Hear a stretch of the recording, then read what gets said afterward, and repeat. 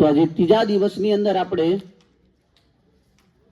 જે વિષય જે છે ભગવાન કોણ છે, આટલા બધા ભગવાન કેમ, અવતાર કેમ અને આટલા બધા શાસ્ત્રો કેમ, એના વિશે આપણે ચર્ચા કરવાના છે.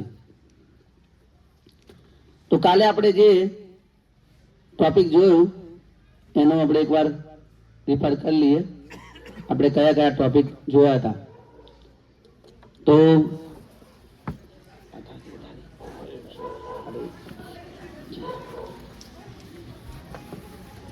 તો કાલના જે ટોપિક હતો આત્માનું વિજ્ઞાન, એની અંદર આપણે જોયું તો આપણે કોણ છે, ક્યાંથી આવ્યા છે. ખ્યાલ છે ને કે ભૂલી ગયા? એવું નહીં ને, પેલું જે કહ્યું હતું કે શેઠની શિખામણ ઝાંપા સુધી, એવું નહીં ને? આપણે કોણ છે? આત્મા. આપણે 3 જગ્યાએથી આ છે. મૃત્યુ પછી આપણે ક્યાં જઈશું? અલગ અલગ જગ્યાએ, કર્મો અને ઈચ્છાના આધારે અલગ અલગ જગ્યાએ જઈ શકીએ. આત્મા શરીરમાં ક્યાં રહે છે? હૃદયમાં. આપણો ધર્મ શું છે? આત્માનો ધર્મ, આપણે આત્મા છે તો આપણો ધર્મ શું છે?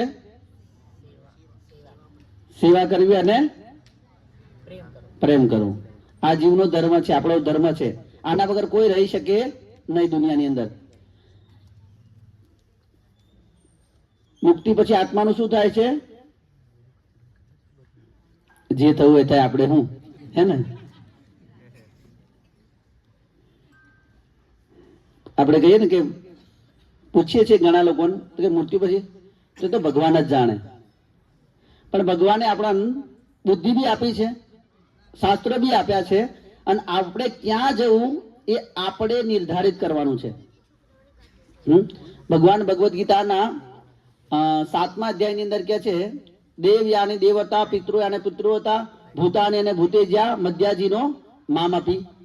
કે જે દેવોની પૂજા કરે એ દેવલોકમાં જાય છે, ભૂતોની પૂજા કરે ભૂતલોકમાં જાય, જે મારી પૂજા કરે છે એ મારી પાસે આવે છે. હવે આપણે ક્યાં જવું છે એ આપણા હાથમાં છે. એટલે પેલું ભજન હતું ને, બેસવું હોય તો બેસી જજો, ગાડી ઉપડી જાય છે. તો હવે આપણે કઈ ગાડીમાં બેસવું છે આપણા પર નિર્ધારિત છે. તો આપણે કેમ દુખી છે?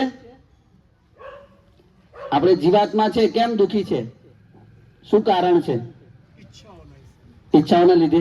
બીજું,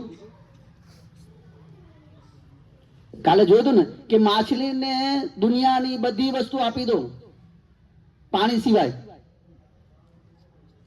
તો એ સુખી થઈ શકશે? નહીં થઈ શકે.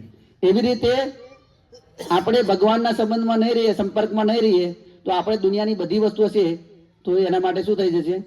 નકામી છે. એ એને આનંદ નહીં આપે. થોડોક સમય એક વિદેશની અંદર એક બિઝનેસમેન લેડી હતા. તો એક રિપોર્ટરે પૂછ્યું કે તમે આટલી બધી ધન સંપત્તિ છે તો તમે સુખી છો? તો કે ના, ફર્સ્ટેડ છું.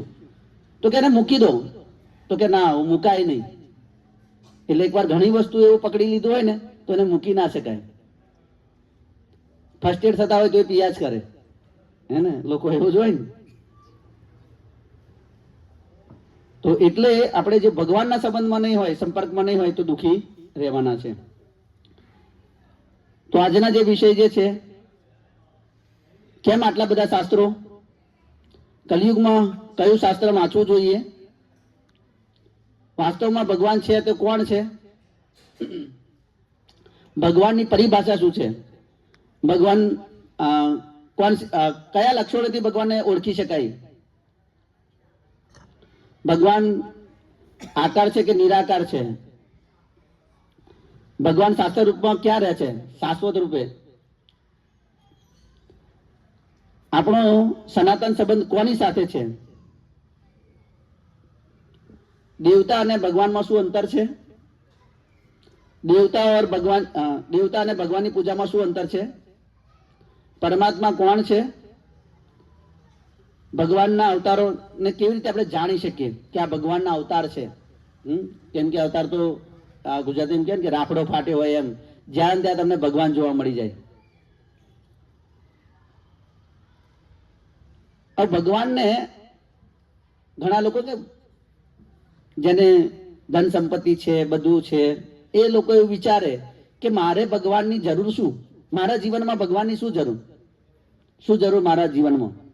પ્રશ્ન એક થાય ને, જો હું બધું વેલ સેટ છું, બધું મારી પાસે છે, ઘર છે, ગાડી છે, પરિવાર છે, સ્વાસ્થ્ય સારું છે, સારું હું કમાઈ રહ્યો છું, ઘરની મારી જે ઈચ્છા થાય હું કરી શકું છું, તો પછી ભગવાનનો મારા જીવનમાં રોલ શું, મારે શું જરૂર ભગવાનની. તો શ્રીમદ ભાગવતમની અંદર નિમિ મહારાજ અને નવયોગેન્દ્ર મહારાજ વચ્ચે વાર્તાલાપ થાય છે, અને એની અંદર ચમસ ઋષિ કહે છે, યેષામ પુરુષમ સાક્ષાત આત્મ પ્રભવ ઈશ્વરમ ન ભજંતી અવજાનંતી સ્થાન ભ્રષ્ટા પતંતી અધમ.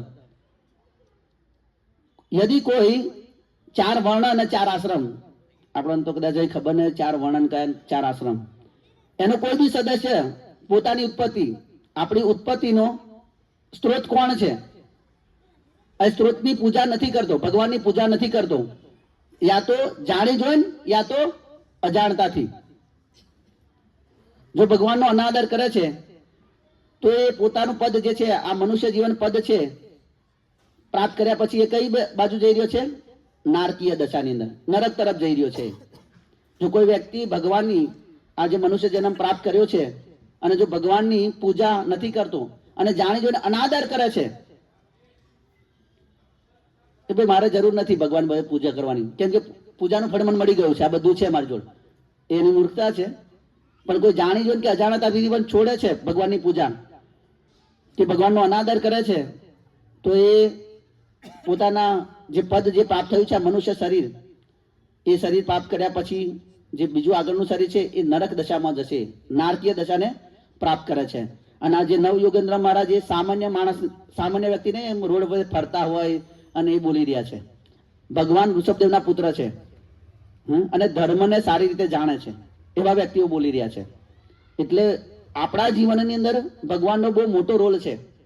કદાચ આપણે પૂજા કરતા હોય, કેટલું કરીએ આપણે પૂજા, ઘણા લોકો અમે પુસ્તક વિતરણ કરવા જતા હોય યા તો મળે તો કે પૂછીએ અમે કે ભાઈ ભગવાનને માનીએ છીએ, માનો છો, તો કે હા માનીએ છીએ. કે પૂજા કરો, તો કે હા. તો કેટલા મિનિટ અગરબત્તી કરીએ ત્યાં લગીને જ, પછી પૂરું. તો માનવાનો મતલબ ભગવાનની શિક્ષાને માનવી, ભગવાન શું કહે છે એને માનવું, એને કહીએ ભગવાનને માનીએ છીએ. તો જગતની અંદર ભ્રમણા છે, મારે કયા શાસ્ત્રો વાંચવા જોઈએ, આ તો પ્રશ્ન ગામડામાં ઉત્પન્ન થવો મુશ્કેલ છે કે વાંચવા જોઈએ કે નહીં વાંચવા જોઈએ, કેમ કે ખબર જ નથી, વાંચવું જોઈએ એવું ખબર જ નથી કોઈને. જ્યાં સુધી હું હતો મને કોઈ કહ્યું નહીં કે ભગવદ્ ગીતા વાંચવી જોઈએ, કોઈ પ્રેરણા નથી આપી. જ્યારે ઇસ્કોનના સંપર્કમાં નહોતો ત્યારે બસ બધા લોકો એવું જીવન જે ખાઓ પીવો મોજ કરો, પણ આ ખાવો પીવો મોજ કરો આ ભૌતિક જગતમાં થતું જ નથી, આ ગોલોકનું છે. પછી કે છે કયા ભગવાનની પૂજા કરવી અને કયો ધર્મને પાલન કરવું. તો આટલા બધા તમે જોઈ શકો છો વિવિધ શાસ્ત્ર, કદાચ નામ સાંભળ્યા હોય કે ના સાંભળ્યા હોય, ઘણા બધા શાસ્ત્રો છે. તો શાસ્ત્રનું જે વિભાજન છે એ અલગ અલગ કર્યું છે. માનો કે 108 ઉપનિષદ છે, 18 પુરાણ છે, 4 વેદ છે, બીજા ઉપપુરાણ બી છે, મહાભારત છે, રામાયણ છે. તો આ બધા શાસ્ત્રો જે છે, કેમ આટલા બધા વેદવ્યાસે લખ્યા? વેદવ્યાસને આટલા બધા શાસ્ત્રો લખવાની શું જરૂર? એક આપી દીધું હોય તો આમ ગૂંચવાડા વગર વાંચા જ કરે ને વ્યક્તિ આખું જીવન. તો આપણે જોઈએ છીએ પ્રાથમિક સ્કૂલનું ગણિત અને હાઈસ્કૂલનું ગણિત અલગ અલગ હોય, 10માનું પહેલાનું અલગ અલગ હોય ને. કાલે જ આપણે વાત કરી હતી, બુદ્ધિનું સ્તર બધાનું કેવું છે, અલગ અલગ છે. તો એક સમાન જો બધાને આપી દેવામાં આવે તો એને ગળે ઉતરે? સમજ જ ના પડે કે આનું કરવાનું શું છે. કેમ કે એની દિમાગની ઉપર બધું જતું હોય, બાઉન્સ જતું હોય બધું.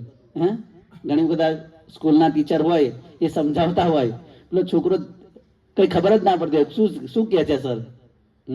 કેમ કે એનું સ્તર જ નથી, બુદ્ધિનું સ્તર જ નથી. એટલે એવી જ રીતે વેદ વ્યાસે અલગ અલગ લેવલના લોકો માટે અલગ અલગ શાસ્ત્ર લખ્યા, જેથી એ લેવલથી એ સમજી શકે અને ત્યાંથી ઉપર જઈ શકે. જે રીતે આપણે પહેલા ધોરણની અંદર એકલા શીખવાડે ને. હવે તો બધું કેજી ને એથી ચાલુ થઈ ગયું, પણ પહેલાની અંદર જ્યારે અમે હતા ત્યારથી પહેલા એકલા ને એવું પહેલા શીખવાડે. તો એ જ હવે તમે માઇનસનું એ બધું ત્યાં એને કઈ ખબર જ ના પડે. હવે એને 10માનું ત્યાં ગણિત શીખવાડીએ આપણે તો એ સમજી જ ના શકે. એટલા માટે વેદ વ્યાસે શું કર્યું, અલગ અલગ શાસ્ત્ર લખ્યા કે જેથી એ વાંચીને ઉપર ઉઠી શકે. વૈદિક શાસ્ત્ર બધા બહુ છે. તો શ્રુતિ શાસ્ત્ર જે સાંભળવા, 4 વેદ 108 ઉપનિષદ શ્રુતિ શાસ્ત્રમાં અંદર આવે. ન્યાય સૂત્ર, સોરી ન્યાય તો વેદાંત સૂત્ર જે તર્ક લોજિક દ્વારા સમજાય વેદાંત સૂત્ર. અને સ્મૃતિ શાસ્ત્ર જે પુરાણ સાથે પુરાવા સાથે ઇતિહાસ છે, મહાભારત છે અને પુરાણ છે, એ સ્મૃતિ શાસ્ત્રની અંદર આવે છે. આ વૈદિક શાસ્ત્રનું જે આખું વૃક્ષ છે એની અંદર તમે જોઈ શકો કે શાખાઓ જે છે, વૈદિક વૃક્ષની શાખાઓ, સોરી ઝાડ જે છે બરોબર, ઝાડના જે ડાળખાને હોય એની અંદર શું આવે તો કે છે કર્મકાંડ, જ્ઞાનકાંડ અને ઉપાસના કાંડ. પછી ફૂલોની અંદર ધર્મ, અર્થ, કામ. કાચા ફળોની અંદર ઉપનિષદ અને વેદાંત સૂત્ર. અને પાકેલા ફળમાં શ્રીમદ ભાગવતમ. અને આનું પ્રમાણ ક્યાં છે? પાકેલું ગલિતમ ફલમ. શ્રીમદ ભાગવતમના પહેલા સ્કંદની અંદર પહેલા અધ્યાયની અંદર 3જો શ્લોક છે. શ્રીમદ ભાગવતમ ગલિતમ ફલમ, કે ભાગવત પાકેલું ફળ છે. બધા શાસ્ત્રોનો સાર ક્યાં આપેલો છે? વેદાંત સૂત્રોની કોમેન્ટ્રી પણ ભાગવતમ છે. તો 18 પુરાણ જે છે એ વેદ વ્યાસે અલગ અલગ લોકોના અલગ લોકો માટે લખ્યા છે.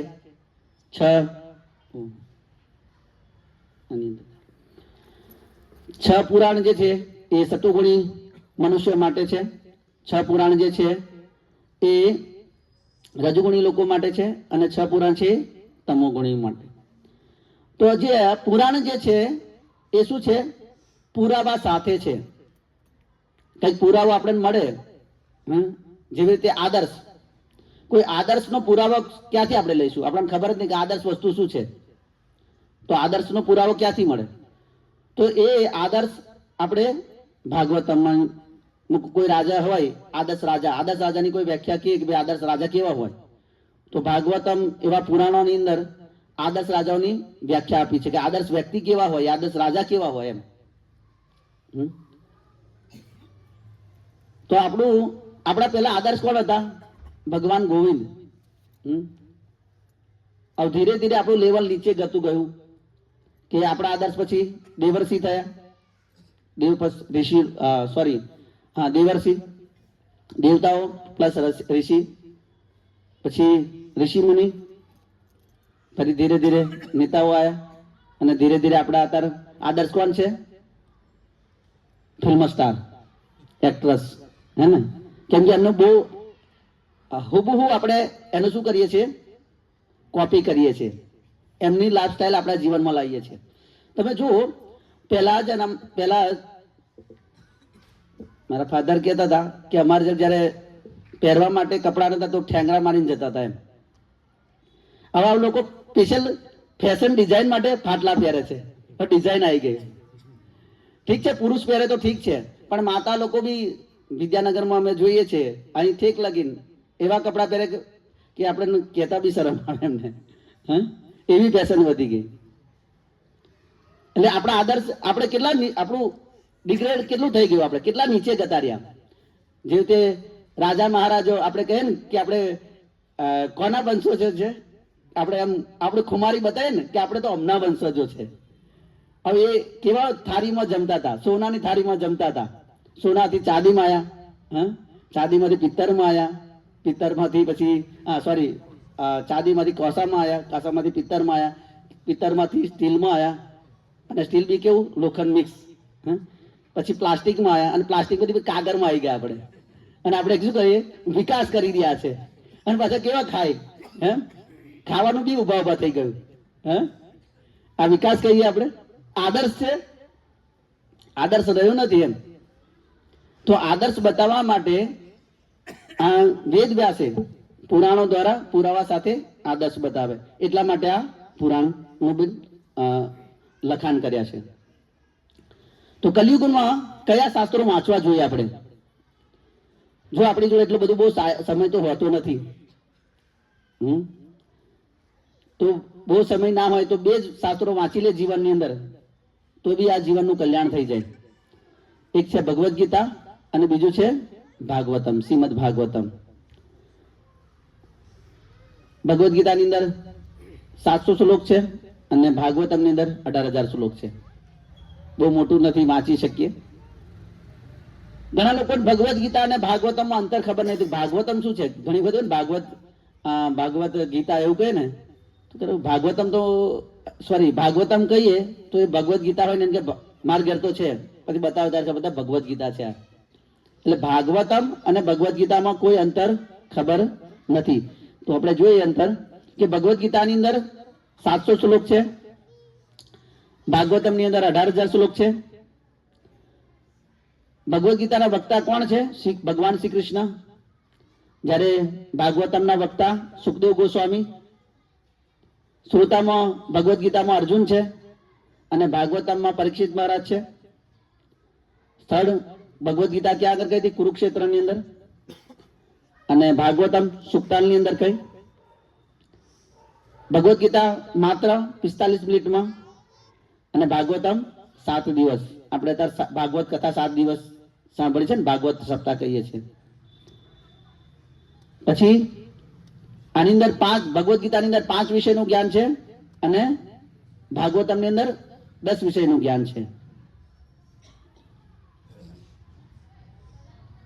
તો શું વાસ્તવમાં ભગવાન છે? તો છે તો કોણ છે? તો આપણે અલગ અલગ દ્રષ્ટિકોણથી જોઈશું. જો ભગવાન છે તો કોણ છે? તો એક છે તર્કની દ્રષ્ટિએ, બીજું છે વૈજ્ઞાનિક દ્રષ્ટિથી, અને ત્રીજું છે શાસ્ત્ર પ્રમાણથી.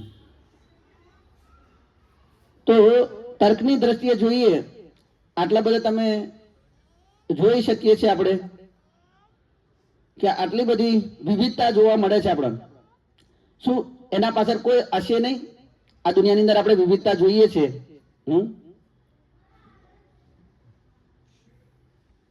એની પાછળ કોઈ હોતું નથી. જેવી રીતે આ ચિત્ર દોરેલું છે, શું એનો આર્ટિસ્ટ કોઈ નથી? કોઈ દોરનાર ચિત્રકાર નથી? હોય કે ના હોય? જો આ ચિત્રકાર જે છે એમના બધાના નામ લખ્યા છે, જેણે આ ચિત્ર દોર્યા છે, બરાબર? ઓ આટલું સુંદર જે છે, આપણે આટલું સુંદર દ્રશ્ય જોઈએ છે, શું આના કોઈ હોય નહીં? આની પાછળ કોઈ હોય નહીં? શું ઓટોમેટિક બધું થઈ જાય? આપણને સુંદરતા વધારે ગમે ને, આપણે અલગ અલગ જગ્યાએ બહુ મન ઉભી જાય તો કંઈક ફરવા જતા રહીએ, કંઈક કુદરતી દ્રશ્યની અંદર. એવું છે ને જ્યાં કુદરતી વાતાવરણ હોય, ત્યાં તો જંગલ વિસ્તાર હોય એવું, હિલ સ્ટેશન, જ્યાં ધોધ પડતો હોય એવું કંઈક વાતાવરણ હોય.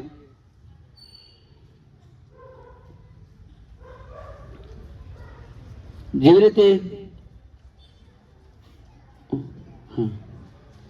જુઓ આ કમળ છે, આનું કોણ આર્ટિસ્ટ? આટલું સુંદર કમળ, બધાને કમળ ગમે ને? હવે આપણે એક ફૂલ બી બનાવવું હોય તો એની અંદર કાગળ જોવે, કાતર જોવે અને ફેવિક્વિક જોવે. આ 3 વસ્તુ હોય તો થઈ જાય? કાગળ હોય, ફેવિક્વિક હોય અને કાતર હોય તો ફૂલ બની જાય? બની જાય? કેટલા કે છે બની જાય?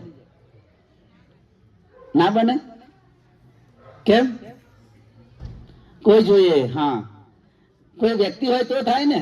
કાગળ, ખાલી કાગળ ને કાતર ને ફેવિક્વિક મૂકી દે તો થઈ જાય? ના થાય. હે? કોઈ હોવું જોઈએ, કોઈ બનાવનાર હોવું જોઈએ. હવે આટલું સુંદર આપણે જોઈએ છે, હા, આટલું સુંદરતા આ સૃષ્ટિની અંદર છે. એટલે લોકો બધા ફરવા જાય અલગ અલગ જગ્યાએ, દાર્જિલિંગ ને બધે, હે ને. એવી જ રીતે આપણે જોઈએ તો શું કોઈ આજે બનાવનારા છે એની પાછળ કોઈ ભગવાન છે યા શું એની શક્તિ કામ કરે છે? શક્તિ બી ક્યારે કામ કરે? શક્તિ ક્યારે કામ કરે? શક્તિમાન વગર કામ કરે? જેવી રીતે અહીંથી મારે ફેંકવું હોય તો જે ફોર્સ બતાવીએ આપણે તો શું બતાવીએ છીએ? એ શક્તિ છે મારી. પણ શક્તિમાન બી હોવો જોઈએ ને તો એ થાય ને. એવી જ રીતે આપણે જોઈએ કલાકાર, સોરી, કલા જે છે, કોઈ કલા હોય તો એની પાછળ શું હોય? કલાકાર હોય. બરાબર? હવે તમે જુઓ આ સુંદર આ ફૂલ ને બધું, તમને આટલી કલા સુંદર છે.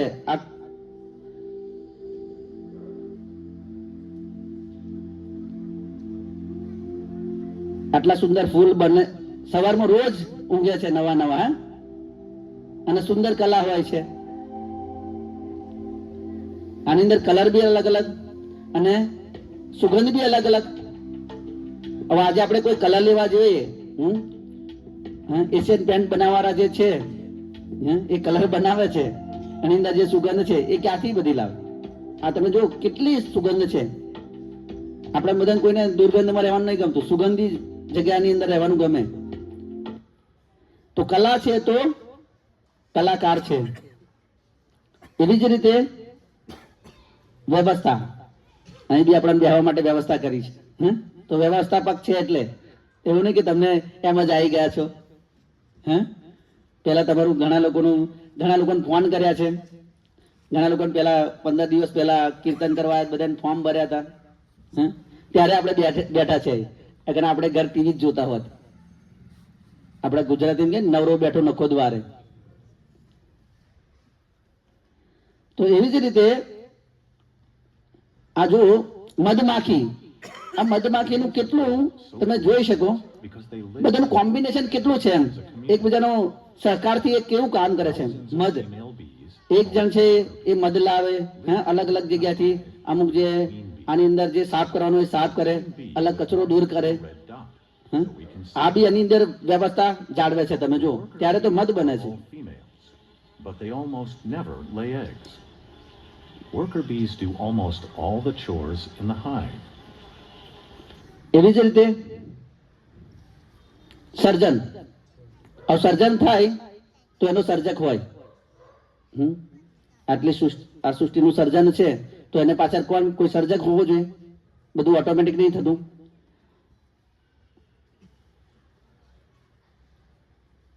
જે રીતે આ કાર છે, કાર શું ઓટોમેટિક આવી જાય છે? કોઈ બનાવનાર છે ને, સર્જક છે.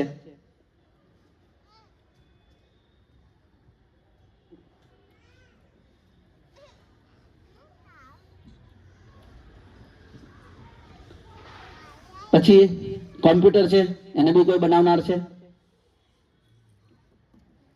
ઘડિયાળ છે, એને બી કોઈ બનાવનાર છે, કોઈ ઓટોમેટિક આવતું નથી. ટાવર છે, એ બી ઓટોમેટિક નહીં બનતું. મોટી મોટી બિલ્ડિંગો છે, એવું નહીં કે મેં તે ઓટોમેટિક આવી ગયું, એવું તો છે નહીં. કોઈ બનાવનાર છે, કોઈ સર્જક છે. આ જે મૂર્તિ છે, મૂર્તિ બી કોઈ બનાવનાર છે. કોઈ કલાકાર છે અને પાછળ બી કોઈ સર્જક છે.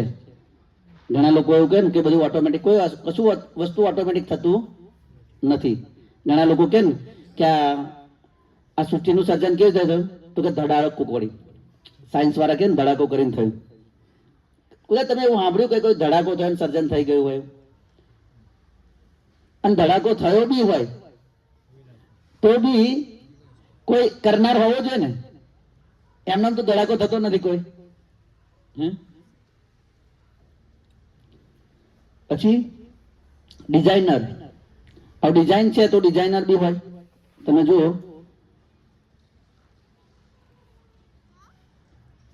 કે આ બિયારણ છે નાનું, બીજ છે. આ બીજમાંથી તમે જુઓ કે અમુક ઝાડ કેટલા બહુ ઊંચા ઊંચા જાય. પછી વડ કેવો ફાલે, એમ બીજ કેટલું છે નાનું. જે આપણે જોઈએ છીએ ટેટો, ટેટાની અંદર બી બીજ હોય, એ કેટલું હોય છે, બહુ ઝીણું. પણ વડ થાય ત્યારે મોટો થાય છે. એ બી કોઈની કલા છે, ડિઝાઇન છે, ઓટોમેટિક નહીં થતું. એવી રીતે આપણે બ્રેનનું આપણે જોઈએ. અહીં જોજો તમે,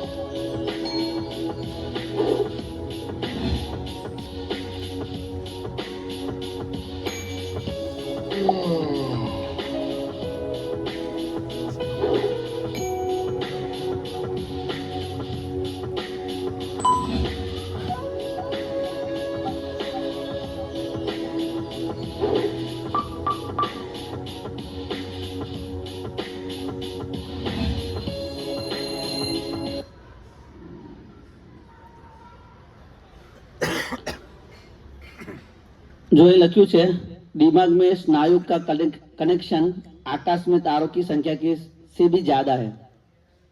આજે મગજની અંદર જે તારો જે છે એનું જે કનેક્શન છે એ આકાશની અંદર તારા જે છે એના કરતા બી વધારે છે. એમનામ બને, કોઈ બનાવનાર છે ને. પછી જેનું દિમાગ જાગૃત હોય, ઊંઘેલાનું નહીં, જેનું દિમાગ જાગૃત હોય તે 10 થી 30 વોટ પાવર પેદા કરે છે. એ ગોરો હરગાઈ શકાય, જેનું જાગતું હોય એનું. બરોબર. પછી દિમાગની અંદર 75% પાણીથી બનેલું છે.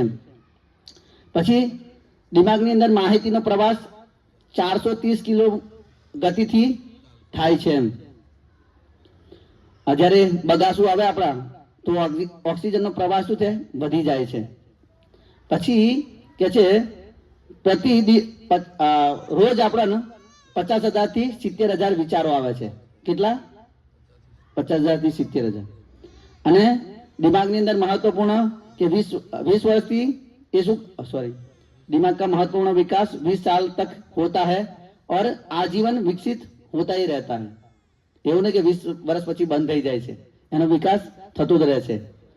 તો આ એ વિડીયોની અંદર સમજાયું. હવે આટલું બધું કામ કરે છે, શું કોઈ ડિઝાઇનર ના હોય? એમ નામ થાય?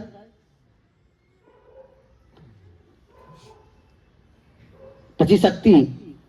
જો શક્તિ હોય તો કોણ હોય? શક્તિમાન.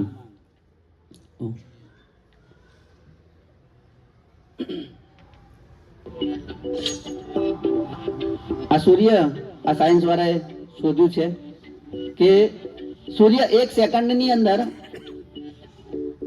5 લાખ વર્ષ એટલી ઉર્જા ઉત્પન્ન કરે છે કે એને જરૂર નથી. હવે આટલો ડિસ્ટન્સ છે સૂર્ય અને પૃથ્વી વચ્ચે. 1 સેકન્ડની અંદર એટલું એ શક્તિ ઉત્પન્ન કરે છે. ઉર્જા શક્તિ.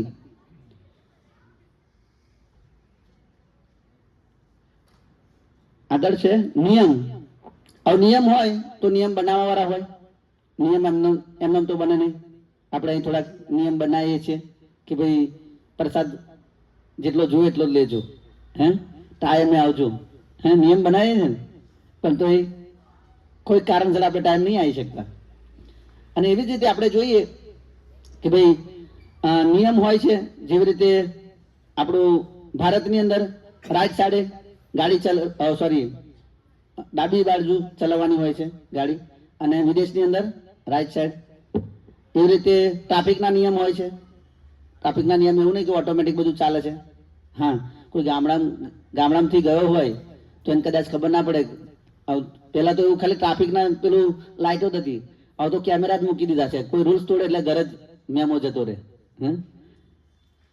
તો આ બી કોઈ નિયમ બનાયા છે, એવું નહીં કે બધું ઓટોમેટિક ચાલે છે. જેવી રીતે ન્યૂટને બી ગુરુત્વાકર્ષણનો નિયમ શોધ્યો. હવે આ તો પહેલેથી તો પડતું હતું જ નીચે, ખાલી આને નામ આપ્યું એવું કહી શકીએ આપણે.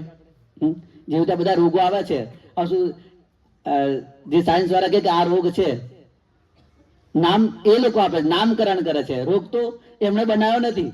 જ્યારે કોઈ બનાવે તો એને નામ આપી છે કે ભાઈ આ રોગ આ છે. પણ આપણે આવે છે એ જે સાયન્સ વાળા કહે છે એને માન લઈએ છીએ. જે કોરોના આવ્યો, શું એમને ખબર હતી કે આ કોરોના છે? બસ આના આ સિમ્ટમ્સ દેખાય એટલે એને નામ આપી દીધું, એમને નામકરણ કરી દીધું કે ભાઈ આ કોરોના કહેવાય. તો નિયમ હોય તો કોણ હોય? નિયમ બનાવનારા હોય. એવી જ રીતે નિયંત્રક તો નિયંત્રક હોય. આપણે બધા નિયંત્રિત છે. જેવી રીતે તમે જુઓ, આપણે સેટેલાઇટ છે એને ત્યાંથી હેન્ડલ કરવામાં આવે છે. મોટી મોટી ઓફિસો હોય ત્યાંથી સાયન્સ વાળા. પણ આ તમે જુઓ, જે ચક્કર પૃથ્વી જે ચક્કર મારી રહ્યું છે, સૂર્ય બી ચક્કર મારી રહ્યા છે, ધ્રુવ તારાની આજુબાજુ જે ફરી રહ્યા છે, એને કોણ હેન્ડલ કરવાવાળો? કોઈ હેન્ડલ કરવાવાળો છે જે ભગવાનની માર્ગદર્શનમાં ચાલે છે.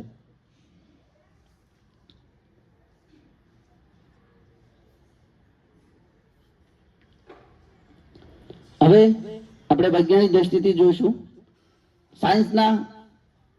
સાયન્ટિસ્ટ શું કહે છે.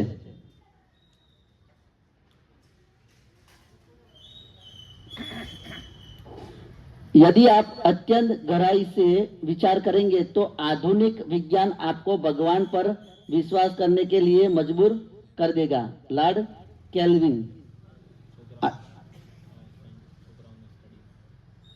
Sorry,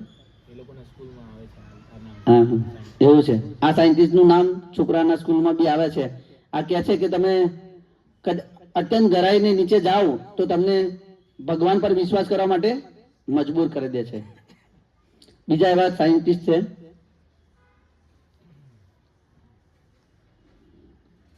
max born. ये क्या है? एक अणु में प्रकृति के गूढ़तम रहस्य की कुंजी को देखा है और इससे मुझे इस सृष्टि और सृष्टिकर्ता की महानता का पता चला. सृष्टि અને સૃષ્ટિકર્તા મીન્સ કે કોઈ કરવા વાળું છે એ બી આ બિલીવ કરે છે, યા માને છે કે ભાઈ કોઈ સૃષ્ટિકર્તા છે. પછી આપણા ભારતના શ્રીનિવાસ એ રામાનુજન, આપણે કદાચ ફિલ્મ બી આમના પર એક બનેલું છે, કદાચ જોયું હોય તો તમે. किसी समीकरण अर्थात इक्वेशन का मेरे लिए तब एक कोई महत्व नहीं है जब तक वह भगवान के बारे में कोई विचार प्रदर्शित ना करे. કોઈ સમીકરણ યા તો ઇક્વેશન એ મારા માટે ત્યાં લગીન મહત્વનું નથી જ્યાં લગીન ભગવાનનો વિચાર ના લાવે. તો સાયન્ટિસ્ટ બી આને બિલીવ કરે છે. Albert Einstein. जितने भी प्रकार के नियम हैं उसके पीछे किसी व्यक्ति का दिमाग काम कर रहा है. नियम ऐसे नहीं काम करते. तो કહે છે કે આ જે બદલા જેટલા બી નિયમો કામ કરે છે એની પાછળ કોઈ વ્યક્તિ છે. આ બધું એમનેમ ચાલતું નથી.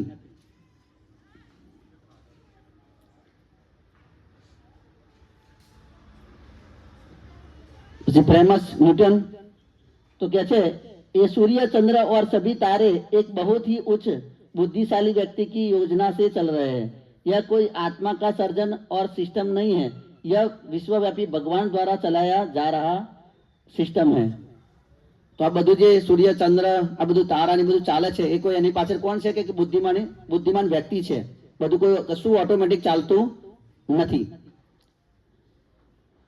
તો આ બધા આસ્તિક સાયન્ટિસ્ટ છે અને એવા નાસ્તિકો બી છે. તો એક વખત આ ન્યૂટન જે છે એમના જે મિત્ર સાથે ચર્ચા કરતા હતા તો એ નાસ્તિક હતા.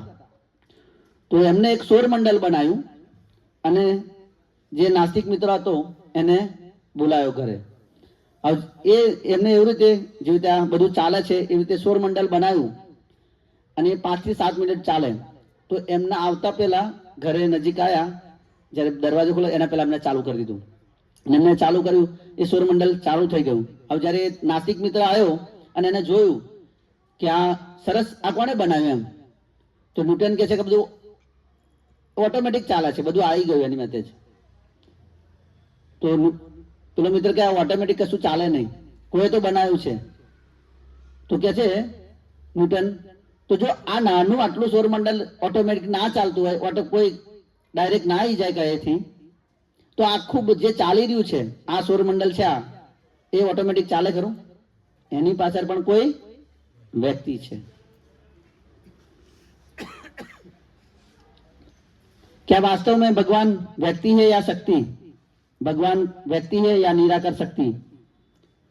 तो भगवान साकार या निराकार? तो श्रीमद भागवतम ની અંદર કહ્યું છે વદંતી તત્વ વિદસ્તત્વ યજ્ઞાનમ અદ્વયમ બ્રહ્મેતિ પરમાત્મેતિ ભગવાનિતિ શબ્દતે, कि परम सत्य को जानने वाले विद्वान आध्यात्मिकवादी तत्ववेता इस अद्वैत तत्व को ब्रह्म, परमात्मा या भगवान के नाम से पुकारते हैं. तो आने समझवा માટે આપણે સૂર્યનું ઉદાહરણથી આપણે સમજી શકીએ કે જેવી રીતે સૂર્ય છે, સૂર્ય એક વ્યક્તિ છે, સૂર્યલોક છે અને સૂર્યના કિરણ છે. તો સૂર્ય કિરણ જે છે એ બ્રહ્મ, જે ભગવાનમાંથી પ્રકાશ આવે છે. સૂર્યલોક જે છે એ પરમાત્મા છે અને સૂર્યની અંદર એક વ્યક્તિ છે, ભગવદ્ ગીતાની અંદર નામ આપ્યું છે વિવસ્વાન. જે સૂર્યદેવ જે છે જેનું નામ શું છે? વિવસ્વાન. આપણે ખાલી સૂર્યદેવ જાણીએ છીએ બસ, પણ એમનું નામ છે વિવસ્વાન. તો હા, આ બધા ભક્તિ મેન છે બ્રહ્મ, પરમાત્મા અને ભગવાન, અને એની અંદર પૂર્ણ રૂપે કોણ છે? વિવસ્વાન વ્યક્તિ છે, તો એ ભગવાન છે. એવી રીતે મેન છે ભગવાન. તો એવી રીતે આપણે ભગવાનને જાણવા માટે પરિભાષા સમજવી પડશે. આપણે જેવી રીતે આપણે કહ્યું બીમારીના લક્ષણ, તો એનાથી ખબર પડે કે આને આ રોગ થયો છે. જેવી રીતે બહુ વર્ષો પહેલા ચિકનગુનિયા આવ્યો હતો, બધા એના હાથ પગ વાંકા વળી જતા હતા ને, સીધા કરો તો એ થાય નહીં. તો એવી રીતે તે ભગવાનની પરિભાષા છે, કે છે કે સભી કે મૂળ સ્ત્રોત છે, કે બધાના મૂળ સ્ત્રોત છે. જે રીતે આપણા પિતા છે, આપણા પિતાના પિતા છે, પિતાના પિતાના પિતાના પિતા, જ્યાં ફૂલ સ્ટોપ આવી જાય એનાથી ઉપર કોઈ ના હોય, એ કોણ હોય? ભગવાન છે. પછી પરમ નિયતા, કે બધાને કંટ્રોલ કરવા વાળા હોવા જોઈએ, એને ભગવાન કહી શકાય. પરમ સ્વામી, બધાના માલિક, સબકા માલિક એક બધા કહે છે ને. પછી પરમ ભોગતા, બધાના ભોગતા કોણ હોવા જોઈએ? એ ભગવાન હોવા જોઈએ.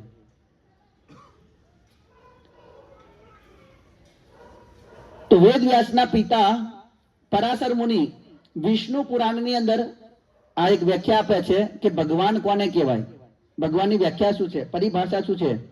તો કે છે ઐશ્વર્યસ્ય સમગ્રસ્ય વીર્યસ્ય યશસ્ય શ્રીય જ્ઞાન વૈરાગ્ય સેવ ક્ષણ ભગ ઇતિ ગણા, કે જેની અંદર આ 6 ગુણ હોય યા લક્ષણ હોય એને ભગવાન કહી શકાય. તો શું હોવું જોઈએ એનામાં? તો કે સંપૂર્ણ બલ, સંપૂર્ણ યશ, संपूर्ण धन, संपूर्ण ज्ञान, संपूर्ण सौंदर्य, संपूर्ण वैराग्य धारण करते हैं वह भगवान है. તો જેની અંદર આ 6 એ 6 વસ્તુ હોય, કાલે મેં કહ્યું હતું ને કે બધા કહે ને કે હરિ તારા નામ છે હજાર, કયા નામે લખવી કંકોત્રી. તો આ જે નામ 6 એ 6 હોય એ ભગવાન છે. તો આપણે આપણી જે માન્યતા અનુસાર આપણે માનતા હોય છે એમને આપણે મુખ્ય હું બતાવીશ. ટોપ 10 જેને આપણે માનીએ છીએ: કાર્તિકેય છે, હનુમાનજી છે, ગણેશજી છે, શિવજી છે, કૃષ્ણ છે, દુર્ગા દેવી છે, સરસ્વતી માતા છે, સૂર્ય છે, બ્રહ્માજી છે. તો આજે ભગવાનની પરિભાષા બતાવી આ 6 એ પૂર્ણ માત્રામાં કોનામાં છે જેને પ્રદર્શિત કરી હોય?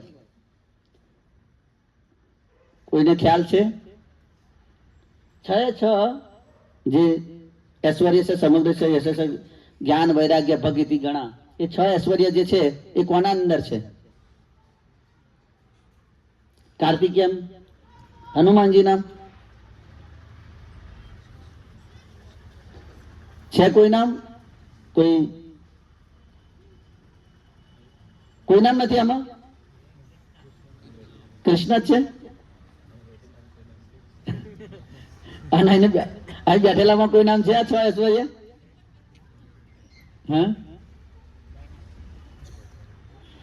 જો આ જે 6 ઐશ્વર્ય જે છે ને એનાથી આપણે પ્રભાવિત થઈએ છીએ.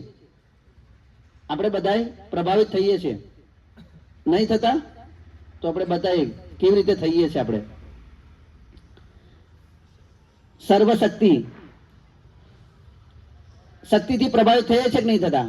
કોઈ માર્શલ જેવો હોય એમ, આપણે જે રીતે પેલા દારાસિંહ હતો ને, યા તો જે WWF બધા લોકો જોતા હોય તો એની અંદર બધા તાકાતવાળા, તો શક્તિથી પ્રભાવિત થઈ જાય કે આ કેવો શક્તિમાન છે. ઘણી વખત આ લોકો હે ને વાળથી ગાડી ખેંચતા હોય, દાંતથી ગાડી ખેંચતા હોય તો એમ ગર્વ થાય એમ કે આનાથી કરે છે એમ. તો શક્તિથી પ્રભાવિત થઈએ છીએ આપણે. પછી સુંદરતાથી તો આખું દુનિયા ઘેલું છે સુંદરતાથી. તો સુંદરતાથી તો ઘેલું છે. પછી વૈભવથી કોઈનું બહુ ધન સંપત્તિ જોવે તો વ્યક્તિ નમસ્કાર કરતો થઈ જાય. તો એનાથી બી પ્રભાવિત થઈએ છીએ. સર્વ જ્ઞાનથી કોઈ નાનો છોકરો, આપણે તમે ઇસ્કોનનો એક છોકરો છે અને એનાથી તમે જુઓ, જે ભાષણ કદાચ જોયા હોય તમે, તો એનાથી બધા પ્રભાવિત થાય છે કે નાનો છોકરો આટલું સુંદર વક્તવ્ય કરે છે, ભગવદ્ ગીતા પર ક્લાસ આપે છે. એનાથી બી આપણે પ્રભાવિત થઈએ છીએ. કીર્તિ, બધા લોકો આપણે પ્રયાસ કરીએ કે આપણા બધા લોકો ગુણગાન ગાય.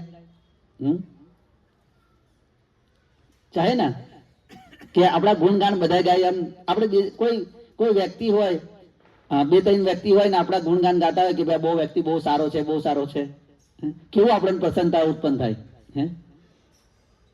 જ્યાં લગીને એ લોકો આપણા ગુણગાન થાય ને તો એવું લાગે આ લોકો બહુ હારા છે. પણ જેવું જ આપણી નિંદા કરવા માટે તો તરત આ લોકો હારા જ, એમનાથી દૂર રહેવું. તો આપણે કીર્તિથી, યશથી પ્રભાવિત થઈએ છીએ.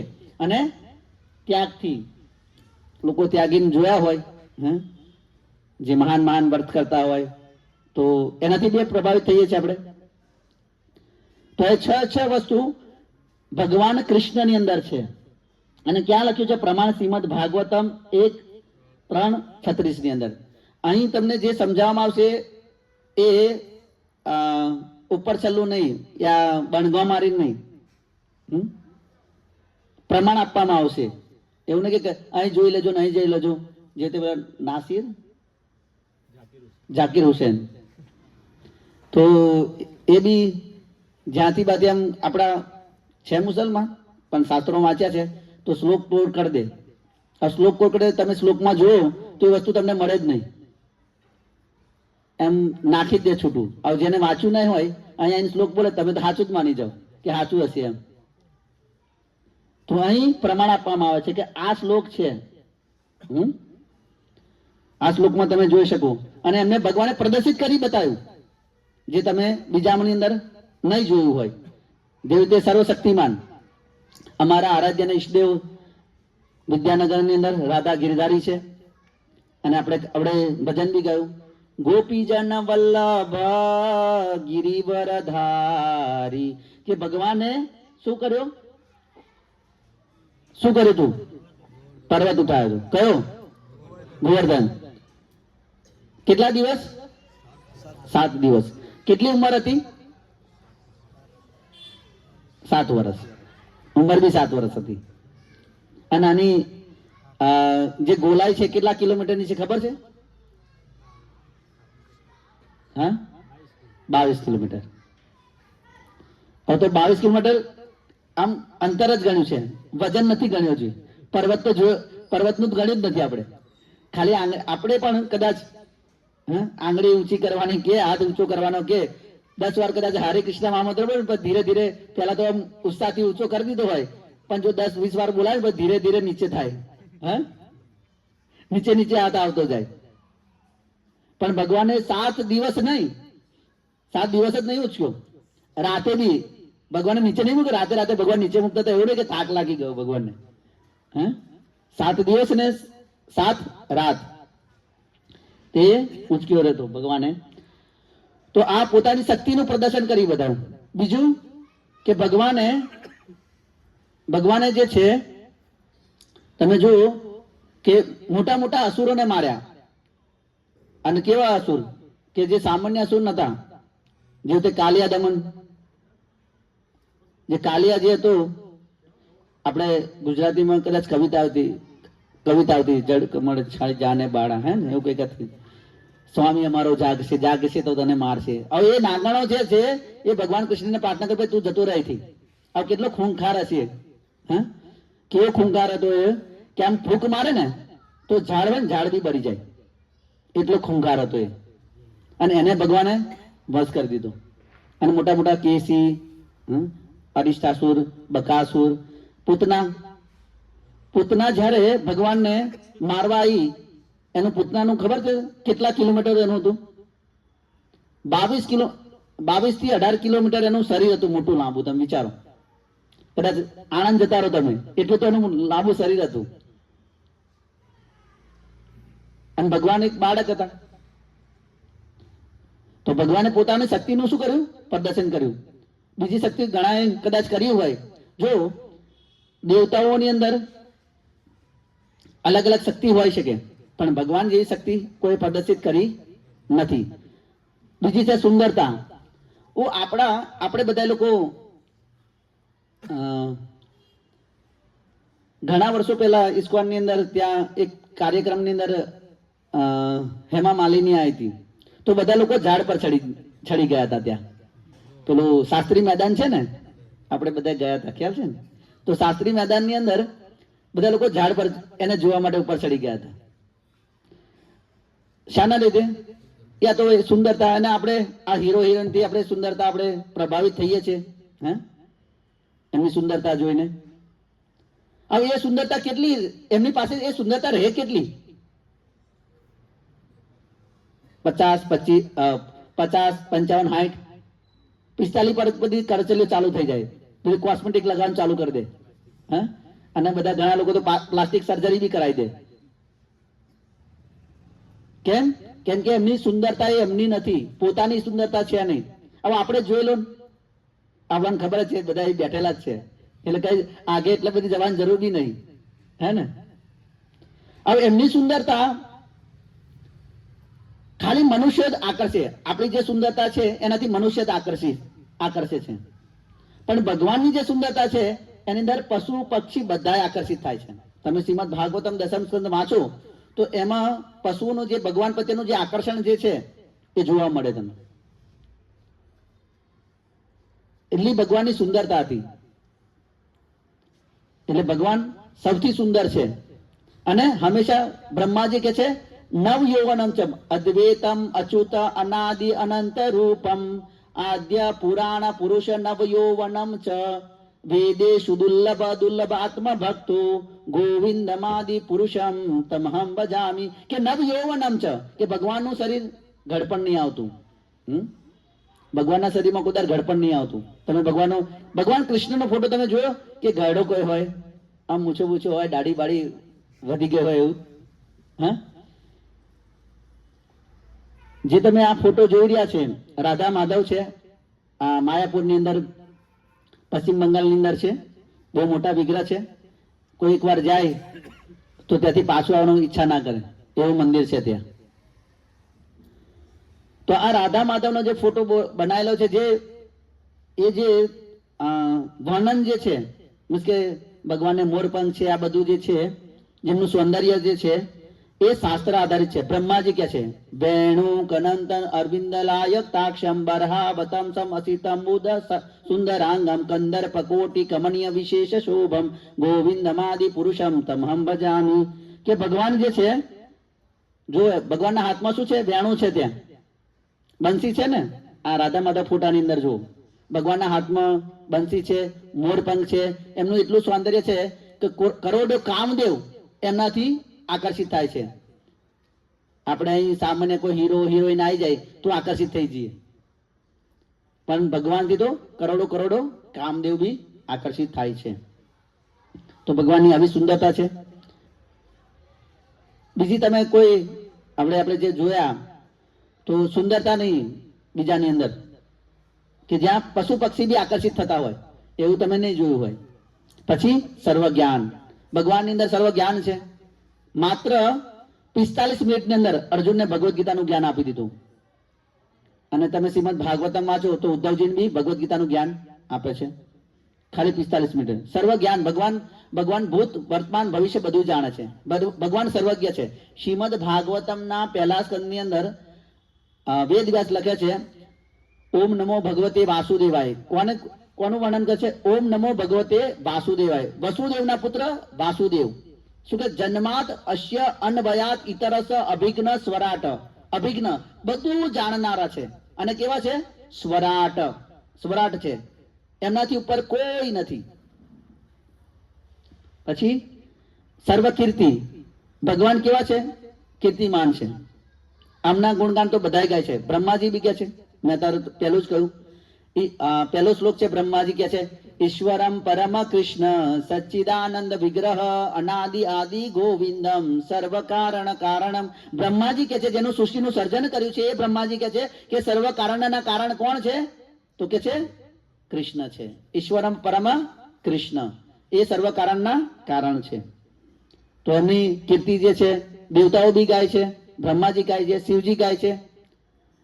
જે રીતે બ્રહ્મા બોલે ચતુર્મુખે કૃષ્ણ કૃષ્ણ હરે હરે, મહાદેવ બોલે પંચમુખે રામ રામ હરે હરે. મહાદેવજી બી ભગવાન રામ નામનો જપ કરે છે હંમેશા. તો ભગવાનની કીર્તિ બધા ગાય છે. અને આપણે પેલું ભજન છે ને, નગર મેં જોગી આયા. ભગવાનના દર્શન કરવા માટે શિવજી જાય છે અને માતા યશોદા નહીં કરવા દેતા કે ભાઈ તારો આ જે જટા અને ભાપ ને આ બધું જોઈને મારો લાલો બી જાય એટલે હું દર્શન કરવા નહીં દઉં. તો આકાંક્ષા દેવતાઓ બી ભગવાનના દર્શન કરવા માટે, એમની કીર્તિ કરવા માટે હંમેશા તૈયાર હોય છે. પછી સર્વ ત્યાગ. આ તમે જો આ ફોટાની અંદર શું ત્યાગ લાગે છે? ત્યાગ શું છે ભગવાનનું? ભગવાન જે છે આપણો કોઈ વધારે કોઈ પૈસા વાળો કોઈ વ્યક્તિ હોય તો એના ડ્રાઈવરની ગાડી ચલાવે કે ડ્રાઈવરને પાછળ બેઠા કે તું ગાડી ચલાવી લો તારી ગાડી? મારું કે પેપરમાં નામ આવી જાય આટલો બધો પૈસા વાળો વ્યક્તિ જે છે એના ડ્રાઈવરની ગાડી ચલાવે છે. પણ ભગવાન જો અર્જુનનો રથ ચલાવે છે, સામાન્ય થઈ જાય પોતાના ભક્તો માટે. એ ભગવાનનો ત્યાગ છે. પછી રાજસુ યજ્ઞની અંદર જે એઠા પથ્થરો જે છે જે લોકો આયા હતા એ બધાએ ઉંચક્યા છે. આપણે કદાચ કોઈને કહે ને કે પત્તલ કોઈ જમીન ગતુર્યું ને પત્તલ લેવાનું તો આઘા પાછા થઈએ આપણે કે આરું હું લઉં ના લઉં કોઈ કે તો લઈએ આપણે પાછું એ મૂકી દઈએ આપણે.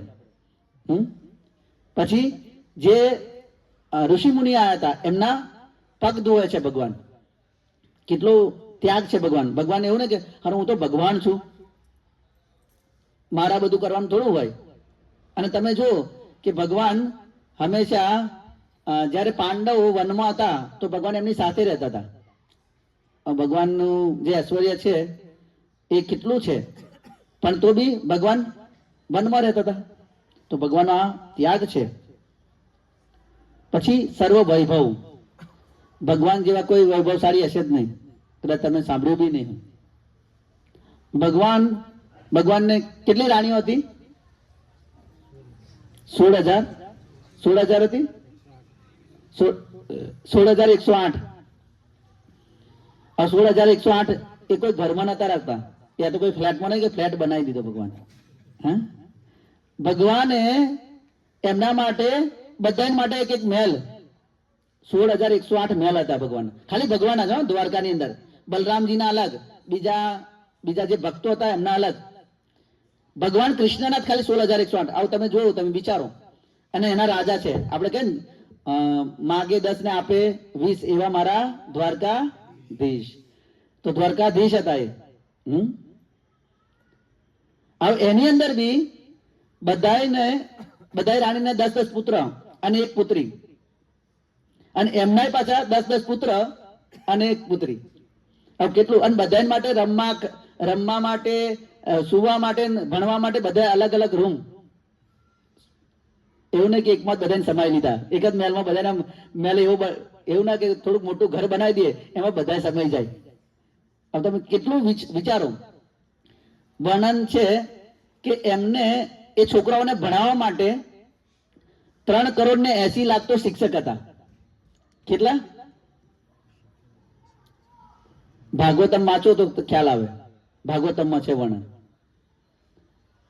એટલું જ એમનો પરિવાર હતો.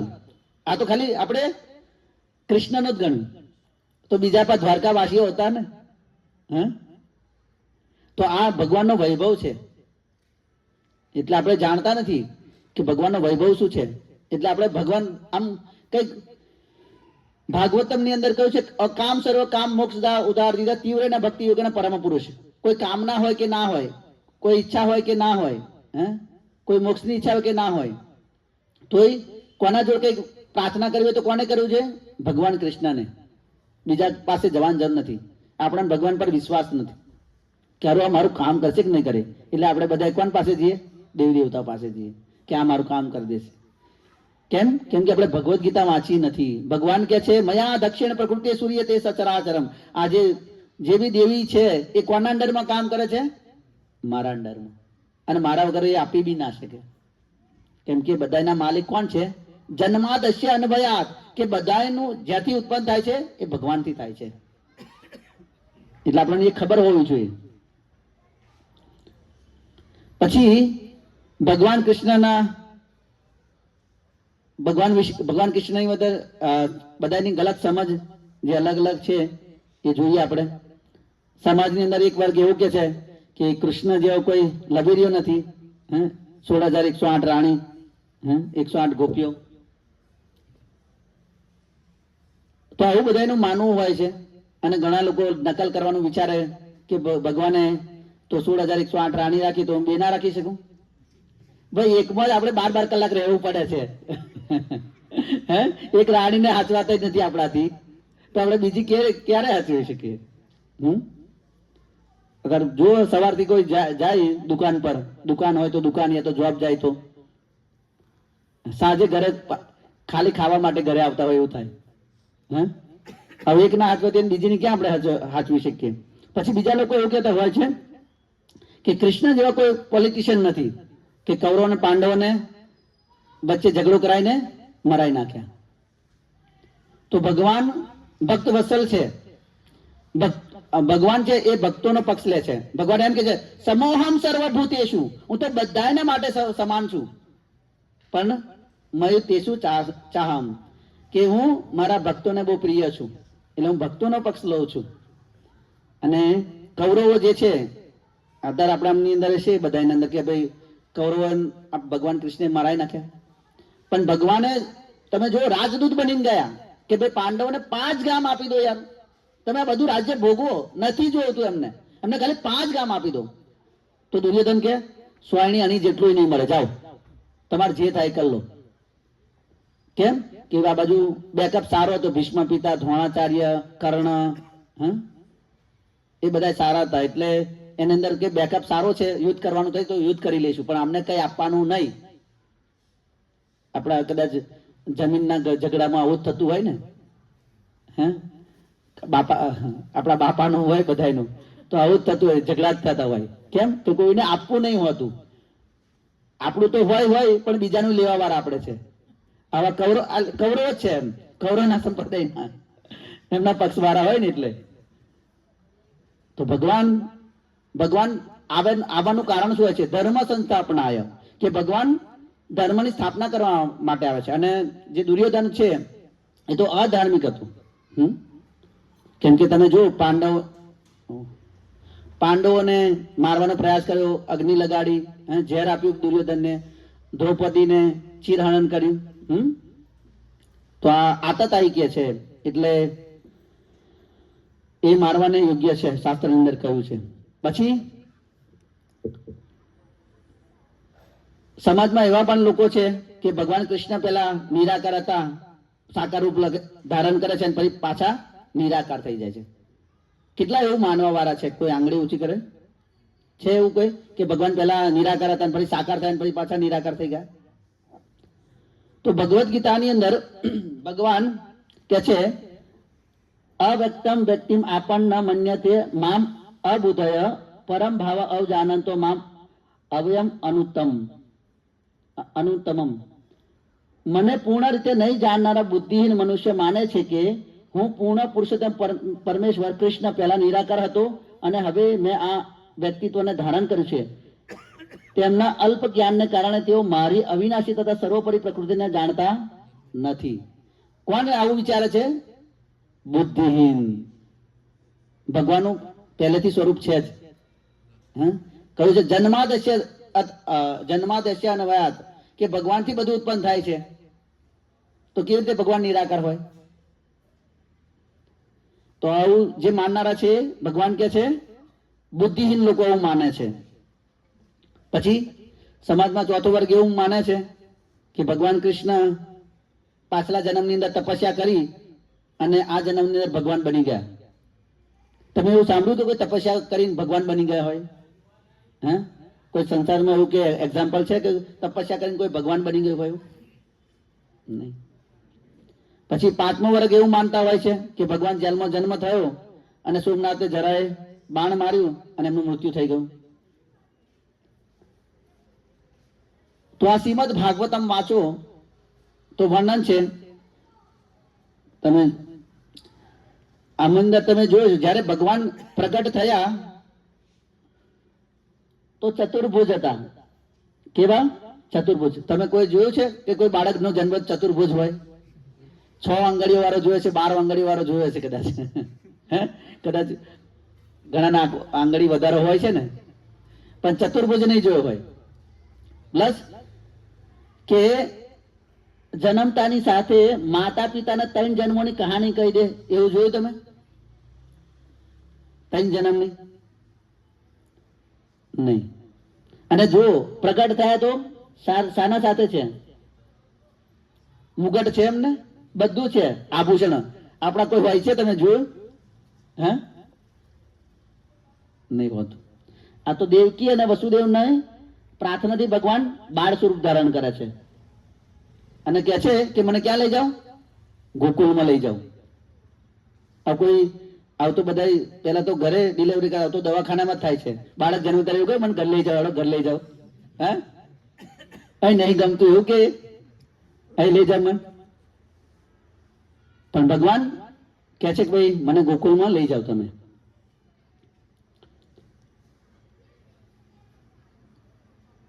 પછી તમે ભાગવતમ વાંચશો તો જો ભગવાન ચતુર્ભુજ રૂપે હતા અને બાણ અહીં દેખાઈ રહ્યું છે. ભગવાનને ખાલી સ્પર્શ કર્યું હતું, ખાલી માત્ર સ્પર્શ કર્યું હતું. અને કદાચ ભગવાનને વાગે તો આઈના કોઈ પ્રણામ ના કરે, પેલા કાઢે બાણ. તમે વર્ણન તમે નહીં સાંભળ્યું. આનું એક આખો બીજો એક સેમિનાર છે, એમાં વધારે ચર્ચા કરીશું. તો ચતુર્ભુજ રૂપે હતા અને વાર્તાલાપ કરે છે અને આને બી સ્વર્ગમાં મોકલી દે છે,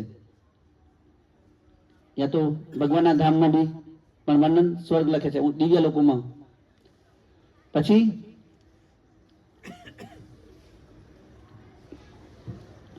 છઠ્ઠા વર્ગના એવું લોકો કે વિષ્ણુ જે છે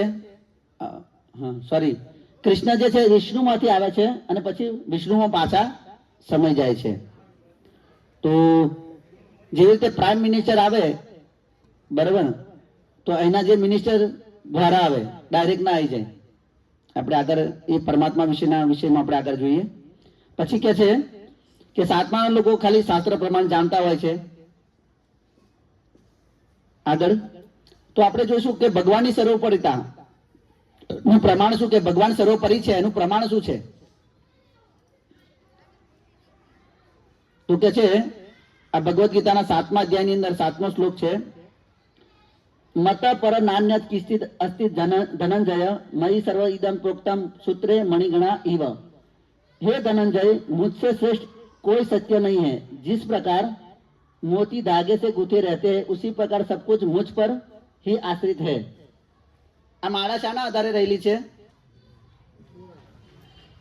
ઘણા લોકો પૂછે કે માળા શાના આધારે, તો કે ગળાના આધારે. ભાઈ માળા શાને આધાર, માળા બનેલી છે ને એની અંદર દોરો છે એટલે ત્યારે માળા થાય છે. પણ જ્યારે બી ઘણા લોકોને પૂછ્યું તો એવું કે હું આ માળા બતાવું કે આ શાના આધારે રહેલી, તો એ કે ગળાના આધારે. પણ એની અંદર દોરો છે. તો ભગવાન કે છે અહીં કે આ બધું છે એ મારા આધાર, હું પરમ સત્ય છું. શ્રેષ્ઠ એવું કોઈ સત્ય, મારાથી કોઈ એવું શ્રેષ્ઠ સત્ય જ નથી, હું જ પરમ સત્ય છું. અને કે છે કે આ બધું કેવી રીતે રહે છે કે जिस प्रकार मोती धागे में गुथे रहते हैं. જે મોતીની માળા હોય એ શાના આધારે રહે હોય? દોરાના આધારે. તો ભગવાન કહે છે ઉસી પ્રકાર સબ કુછ મુझ પર આશ્રિત है. બધું મારા પર આશ્રિત છે. પછી ભગવાન શ્રી કૃષ્ણની સર્વોપરિતા. હવે આ જે સામાન્ય લોકો નથી, જે ભગવાનની સર્વોપરિતા સ્થાપિત કરે છે એ આ શ્રીમદ ભાગવતમના 6ઠા સ્કંદની અંદર. અને આ કોણ કે છે શ્લોક? આપણે કોઈને માનીએ ના માનીએ પણ એક જણની વાત તો માનવી પડે. પેલું કે ને કે બૈડો ફાડી નાખે એમ. પેલા યમરાજી છે એમની અંદર આ યમરાજી શ્લોક બોલે છે. યમરાજી કે છે સ્વયંભૂ શંભુ નારદ કુમાર કપિલો મનુ પ્રહલાદ જનકો ભીષ્મ બલિ વૈયાસકી વયમ. વયમ મીન્સ કે હું. આ શ્લોક જે છે એ યમરાજી બોલે છે અને યમદૂતોને સમજાવે છે. તો 12 મહાજન છે જે ધર્મને સારી રીતે જાણે છે અને ભગવાનની સર્વોપરિતાને સ્વીકારે છે. ભગવાન કૃષ્ણ સર્વોપરી છે એવું સ્વીકારનારા કોણ કોણ છે? તો કે છે શિવજી, બ્રહ્માજી, નારદ મુનિ, 4 કુમાર, ભીષ્મ પિતામહ ભીષ્મ, સુખદેવ ગોસ્વામી, બલિ મહારાજ, જનક મહારાજ, કપિલ દેવ, પ્રહલાદ મહારાજ, મનુ મહારાજ અને વેદ વ્યાસ. તો આ બધા લોકો ભગવાનની સર્વોપરિતાને સ્વીકારે છે.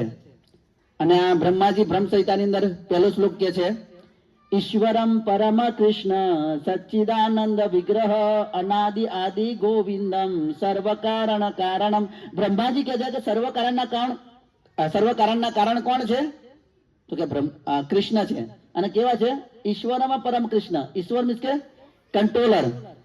જો આપણે આપણા ઘરમાં બધા કંટ્રોલ કરતા હોય છે બરોબર. પેલા લોકો પ્રભુજી કંટ્રોલ કરતા હતા, હવે તો ઘરમાં કંટ્રોલર માતાજી થઈ ગયા. માતાજી જે કે થઈ જાય કે આ કરવાનું છે એટલે ફાઇનલ પછી ડિસિઝન. તો એ કે છે બધા કંટ્રોલર તો છે. જે રીતે આપણા રાજ્યને કંટ્રોલ થાય છે બરોબર, દેશનું કંટ્રોલ થાય છે, એ રીતે પરમ કંટ્રોલર કોણ છે? તો કે કૃષ્ણ છે. અને કેવા છે? સચ્ચિદાનંદ વિગ્રહ, જેનું શરીર છે સચ્ચિદાનંદ વિગ્રહ છે. અને કેવું? અનાદિ આદિ. બધાના આદિ કોણ છે? અનાદિ અને આદિ કોણ છે? તો કે ગોવિંદ. અને સર્વ કારણના કારણ છે. અને આ કોનું નામ છે? ગોવિંદ કોનું નામ છે?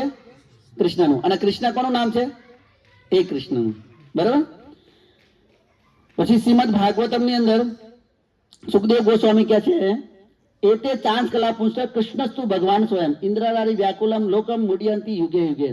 તો ભગવાનના જે 24 અવતારનું વર્ણન થાય છે એની અંદર સુખદેવ ગોસ્વામી કહે છે આ બધા શું છે? અંશ યા તો કલા છે. પણ કૃષ્ણસ્તુ ભગવાન સ્વયં. ભગવાન તો કોણ છે? તો કે કૃષ્ણ છે.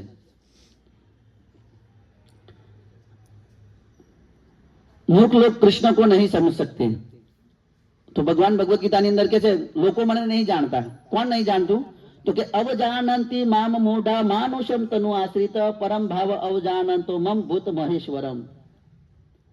जब मैं मनुष्य रूप में अवतरित होता हूं तो मूर्ख मेरा उपवास करते वे मुझ परमेश्वर के दिव्य स्वभाव को नहीं जानते. मारा दिव्य स्वभाव ने जानता નથી. ભગવાન કે જન્મ કર્મ ચ મે દિવ્યમ યો વેતિ તત્વત. આપણે કોઈ વ્યક્તિ કોઈ મહાન વ્યક્તિ હોય એના ખાલી ગુણગાન સાંભળી લઈએ તો એવું થાય કે આપણો જન્મ રોકાઈ જશે. પણ જો કૃષ્ણ વિશે સાંભળો, ભગવાન કૃષ્ણ કહે છે જન્મ કર્મ ચ મે દિવ્યમ યો વેતિ તત્વત ત્યક્તા દેહ પુનર્જન્મ નેતિ મામેતિ સો અર્જુન. કે મારા જન્મ ને કર્મ છે બહુ દિવ્ય છે, એને કોઈ તત્વત જાણી લે તો આ ભૌતિક જગતમાં પાછું આવવું પડશે નહીં. અને આવું તમે કહી સાંભળ્યું છે નહીં કે જેના ગુણગાન સાંભળી લીધા તો એને પાછું આવવું પડતું નહીં.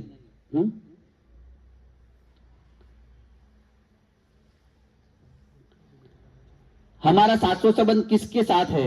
આપણો શાશ્વત સંબંધ કોની સાથે છે? તો ભગવદ ગીતાના 15મા અધ્યાયના 7મા શ્લોકની અંદર છે મમે વાંસુ જીવ લોકે જીવભૂત सनातन मन षष्टानि इंद्रियानि प्रकृति स्थानी करसति. तो इस बद्ध जगत में सारे जीव मेरे शाश्वत अंश है. बद्ध जीवन के कारण ये छह इंद्रियों से घोर संघर्ष कर रहे हैं जिनमें मन भी सम्मिलित है. भगवान क्या है आ बद्ध जगत में आ बधा जेटला जीवो छे आपणे बधा भगवानना अंश छे.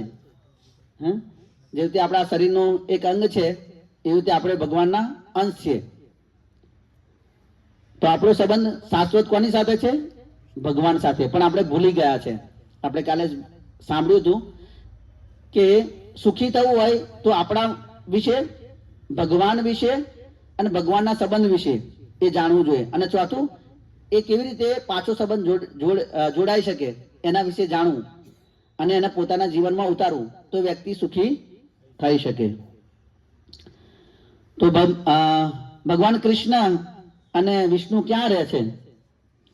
તો બ્રહ્મ સંહિતાની અંદર બ્રહ્માજી આ જે ચાર્ટ બનાવ્યો છે એ બ્રહ્મ સંહિતાના આધારે બ્રહ્માજીએ ગાયેલું છે એના આધાર પર છે. ગોલો કે નામ નિજ ધામ નિતલે ચ તસ્ય દેવી મહેશ હરિધામ સુતેષુ તેષુ તે પ્રભાવ નિચિયા વિહિતાશ્ચ એન ગોવિંદમાદિ પુરુષમ તમહમ ભજામી. ગોલો કે નામ નિજ ધામની કે છે સર્વોપરી ધામ પેલું કયું છે? ગોલક ધામ, જે અહીં છે જ્યાં ભગવાનના ભક્તો અને ભગવાન અહીં રહે છે. આપણે બી ત્યાં જઈ શકીએ. આપણા માટે મોકો છે આ મનુષ્ય શરીરમાં, બીજા શરીરમાં નહીં. પછી એની નીચે હરિધામ, વૈકુંઠ ધામ. આ બધા આ જેટલા બધા નાના નાના તમને દેખાય છે એ બધા વૈકુંઠ ધામ છે. ભગવાન અનંત છે ભગવાન. પછી એની નીચે મહેશ લોક, અહીં શિવજીનો લોક છે. અને એની નીચે આપણે દેવી લોક, અહીં આ દેવી લોક છે. જો આ બ્રહ્માજી છે, આ ગર્ભોદાયક વિષ્ણુ છે, આ 14 લોક છે. અને અહીં આપણે દેવી લોકની અંદર વચ્ચે 7મામાં રહીએ છીએ. તો આ બ્રહ્મ સંહિતાની અંદર બ્રહ્માજી કે છે એના આધાર પર તો ભગવાન કૃષ્ણ ગોલોકમાં રહે છે, વૈકુંઠમાં વિષ્ણુ રહે છે, અહીં શિવજી રહે છે અને અહીં આગળ દેવીધામની અંદર આપણે અહીં રહી રહ્યા છે. જો આપણે કેટલા ભગવાનથી દૂર છે. એકમાત્ર ભક્તિ દ્વારા જ આપણે ભગવાન સાથે આ સંબંધ બાંધી શકીએ, બીજો કોઈ ઉપાય નથી. भगवान कृष्ण और विष्णु हमेशा कहाँ रहते? तो આપણે જોઈ લીધું વૈકુંઠ ને ગોલોક ની અંદર. તો આ બધા અવતાર આપણે બધું ને રામ અવતાર, નૃસિંહ અવતાર, આ બધા અવતાર નું શું છે? તો ભગવદ ગીતાની અંદર કે છે અહમ સર્વસ્વ પ્રભવ મત સર્વ પ્રવૃત્તિ ઇતિ મત્વા ભજન્તે મામ બુધા ભાવ સમન્વિતા. કે આ બધા ભગવાનના જે અવતારો છે પણ એનું કારણ ઉદ્ગમ કોણ છે? તો ભગવાન કૃષ્ણ છે. એટલે ભગવાન કહે છે આ ભૌતિક જગત અને આધ્યાત્મિક જગતનું કારણ હું છું અને એ મારાથી ઉત્પન્ન થાય છે. અને એ જાણીને કોઈ વ્યક્તિ ભક્તિ કરે તો કે છે બુદ્ધિમાન છે. બુધા ભાવ સમન્વિતા. બુધા મીન્સ કે બુદ્ધિમાન. 6 પ્રકારના અવતારોનું બી અલગ અલગ છે. પુરુષ અવતાર, લીલા અવતાર, ગુણા અવતાર, મનવંતર અવતાર, યુગા અવતાર, પછી 27 અવતાર. અત્યારે સમય નથી તો પછી નેક્સ્ટ ટાઈમ સમજીશું આગળ. મૂળ કૃષ્ણ છે એવી રીતે કેવી રીતે જાણી શકાય? તો પહેલા મૂળ કૃષ્ણ છે, એની નીચે બલરામજી આવે. પહેલો ભગવાનનો જે એક્સપાન્ડ થાય છે, વિસ્તાર થાય છે, એ બલરામજી થાય. બલરામજી પછી 4 ચતુર્યુગ: શંકર્ષણ, વાસુદેવ, અનિરુદ્ધ અને પ્રદ્યુમ્ન. ફરી શંકર્ષણથી નારાયણ આવે, નારાયણથી ફરી શંકર્ષણ આવે, ફરી ચતુર્યુગ: શંકર્ષણ, વાસુદેવ, અનિરુદ્ધ અને પ્રદ્યુમ્ન. આપણે કેટલા વિષ્ણુ છે? કોઈ કહી શકશે વિષ્ણુ કેટલા છે? 1 છે, 2 છે, 4 છે, 8 છે, 10 છે? કેટલા વિષ્ણુ છે? જાણો છો કોઈ કેટલા વિષ્ણુ? એક વિષ્ણુ તો જાણીએ છીએ આપણે, હે ને? વિષ્ણુ કેટલા છે? 1 છે કે વધારે છે?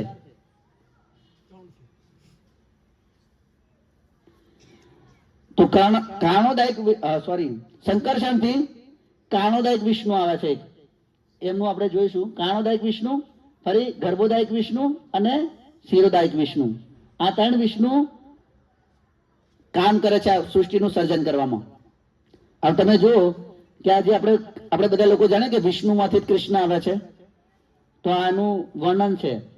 જો પહેલા જે વિષ્ણુ જે છે, કારણોદાયક વિષ્ણુ, આ શ્રીમદ ભાગવતમમાં છે. હા, હું મારું મોઢાનું નથી કહી રહ્યો. આ ભાગવતમ વાંચશો બીજો સ્કંદ, તો એની અંદર વર્ણન છે. આ તમે જોયો તો કૃષ્ણ ક્યાં છે? અહીં ઉપર છે. અને વિષ્ણુ ક્યાં છે? અહીં છે. એની ઉપર કેટલા આવી ગયા તમે જુઓ. એટલે પપ પિતામાં છે. વિષ્ણુના બી પપ, જેમનું જન્મસ્થાન કોણ છે? કૃષ્ણ છે. આ કારણોદાયક વિષ્ણુ જે છે, એમનું કાર્ય શું છે? આપણે ખાલી વિષ્ણુનું કાર્ય શું સમજીએ છીએ? આપણે કદાચ પેલો ફોટો જોઈએ છે અને એમાંથી સૃષ્ટિનું સર્જન થઈ જાય એટલું જ જોઈએ આપણે, હે ને?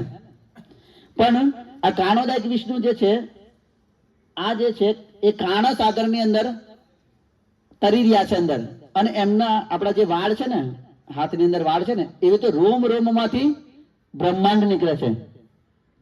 અનંત કોટી બ્રહ્માંડ છે, કોઈ ગણના નથી. જે રીતે પાણીની અંદર પરપોટા થાય ને, એવા અનંત છે. તો આ કારણોદાયક વિષ્ણુનું કાર્ય છે, જે તરે છે. હવે તમે અત્યારના જે ભગવાન છે, એમને સમુદ્રમાં, જે સાધુ લોકો બધા કે પોતાની જાતને ભગવાન, એમને સમુદ્રમાં નાખી દીધા હોય તો એમનું ભગવાન પણ જતું રહે. પછી જે રીતે આ વિડીયો છે, જો તમે, આખું પાણીની અંદર તરે છે. આવી રીતે અનંત કોટી બ્રહ્માંડ નીકળતા જ રહે છે.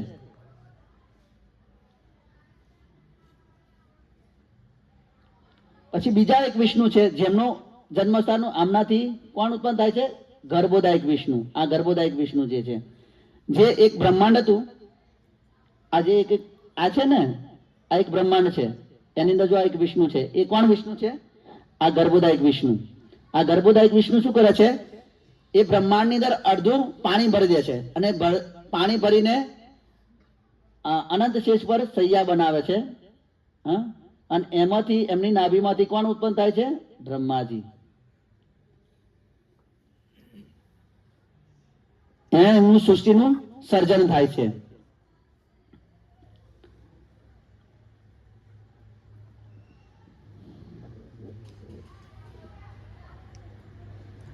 બ્રહ્માજી. તો આ જે નાલ છે એની અંદર જે છે, એની અંદર આ 14 લોક છે, જેમાં આપણે અત્યારે રહી રહ્યા છે. અને એનાથી બીજા એક ક્ષીરોદાયક વિષ્ણુ આવે છે. આ ક્ષીરોદાયક વિષ્ણુ જે આપણા પરમાત્મા રૂપે આપણા હૃદયમાં રહેલા છે. જે રીતે ભગવાન આપણે ભગવદ્ ગીતાની અંદર કહે છે, સર્વસ્ય ચાહમ હૃદય સન્વિષ્ટો સ્મૃતિ જ્ઞાન અપૂર્ણમ છે, કે બધાના હૃદયમાં બિરાજમાન છું. આપણે કે ને, ઘણા લોકો કેમ કે ભાઈ ભગવાન તો હૃદયમાં જ છે, પણ ક્યાં દેખાય છે? હવાઈ આમ હવાઈ છે, પણ હવાઈ ક્યાં દેખાય? જોઈ જઈએ છીએ આપણે? નહીં જોતા. એમ તો ભગવાન હર કણકણમાં છે, પણ આપણને ક્યાં દેખાય છે? કોઈના જો ઝઘડો થઈ જાય ખબર પડે કેટલા કણમાં છે, હે ને? ના બોલવાનું આપણે બોલી નાખીએ. જો કણકણમાં જોતા હોય તો બહુ હારા મારું, પણ નહીં જોઈ શકતા આપણે.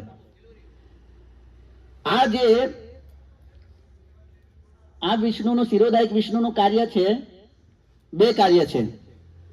એક તો પરમાત્મા રૂપે બધાના હૃદયમાં બિરાજમાન છે, બધાની ઈચ્છાઓને જાણનારા છે. આપણે શું ઈચ્છા કરી છે, આપણે શું અત્યારે અહીં બેઠા બેઠા પ્લાનિંગ શું અત્યારે કરી રહ્યા છે એ બી ખબર છે એમને. અને બીજું કાર્ય છે કે જ્યારે બ્રહ્માજી અને શિવજીથી દેવતાઓનું કોઈ કાર્ય ના થાય તો એ કોની પાસે જાય? આ શિરોદાયક વિષ્ણુ પાસે. ભગવાન ડાયરેક્ટ કૃષ્ણ પાસે નહીં જઈ શકતા. કોની જોડે? ગર્ભદાયક વિષ્ણુ પાસે બી નહીં જતા. કોની સાથે જાય છે? શિરોદાયક વિષ્ણુ પાસે. અને એ કમ્પ્લેન કરે છે. જન્મ માટે જે ભગવાન કૃષ્ણને કહ્યું કે ભાઈ તમે પ્રગટ થાઓ, એમ બ્રહ્માજી કહે છે કે ભાઈ આનો બહુ આતંક વધી ગયો છે કંસનો, તો પ્રગટ થાઓ, પ્રાર્થના એ કરે છે. આ તમે જુઓ દેવતાઓ જ, અને દેવતાઓ પણ જોઈ બી નહીં શકતા. તો આ કાર્ય જે છે એ શિરોદાયક વિષ્ણુનું કામ છે. આજે થોડુંક 10 મિનિટ થોડુંક લાંબુ થશે, વાંધો ચાલશે કે પછી બંધ રખાય? એટલે પછી એવું આજે વધારે મોડું થાય ને પછી કાલે ના હોય એવું ના બને. એના કરતા આજે અત્યારે જ પતાવી દઈએ. આમ તો આપણે મોડા લગીને જાગવાવાળા છે ગામમાં, એટલે વધુ નહીં. સિટીમાં જાગે છે ને ગામમાં જાગે છે, મોબાઈલ છે એટલે અત્યારે અહીં જઈને પછી આપણે મોબાઈલ જ મચડીએ ઘરે જઈ. એટલે એના કરતા બેસ્ટ અહીં જ છે સારું. તો આ બધું આપણે ભગવાન કૃષ્ણ અને વિષ્ણુ વિશે સમજી લીધું. તો કે આ દેવતાઓની શું પરિસ્થિતિ? બે સ્લાઇડ છે. દેવતાઓની શું પરિસ્થિતિ છે? તો ભગવદ્ ગીતાની અંદર કે છે ન મેં વિદુ સુરગણા પ્રભવ ન મર્ષય અહમ આદિ દેવાનામ મર્ષિ ચ સર્વસ. આમ ડાયરેક્ટ આમ સિમ્પલ છે. ન મેં વિદુ, મને કોઈ જાણતા નથી. કોણ નહીં જાણતા? સુરગણા. સુરગણ મીન્સ કે દેવતાઓ. પછી મારા પ્રભાવને કોણ નહીં જાણતું? ના મર્ષે, મર્ષિ भी नहीं जानता. अनुवाद बताई दिए. न तो देवतागण मेरी उत्पत्ति या ऐश्वर्य को जानते हैं और न महर्षि जानते हैं, क्योंकि मैं सभी प्रकार से देवताओं और महर्षियों का भी कारण उद्गम हूं. એમનું કારણ ને ઉદ્ગમ હું છું. દેવતાઓ મારા વિશે કશું જાણતા નથી. આપણા આપણા આપણા પિતાનું આપણે ઉદ્ગમ ના જાણી શકીએ કે ભાઈ કેવી રીતે. એવી રીતે ભગવાન નો દેવતાઓના ઉદ્ગમ કોણ છે? ભગવાન કૃષ્ણ છે. એટલે એ કે જાણતા નથી.